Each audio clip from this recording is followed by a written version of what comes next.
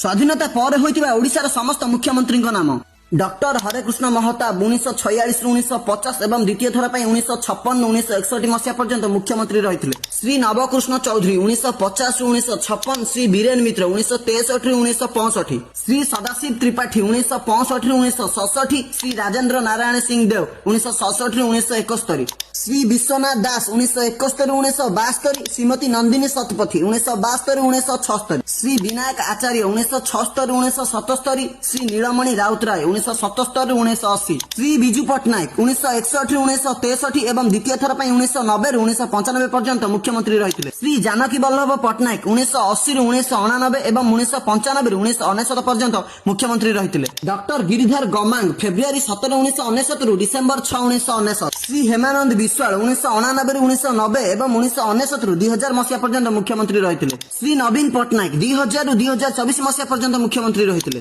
ବର୍ତ୍ତମାନ ଅଛନ୍ତି ଶ୍ରୀ ମୋହନ ଚରଣ ମାଝୀ। ଏବେ କମେଣ୍ଟ କର ଓଡ଼ିଶାର ପ୍ରଥମ ମହିଳା ମୁଖ୍ୟମନ୍ତ୍ରୀ କିଏ ଥିଲେ?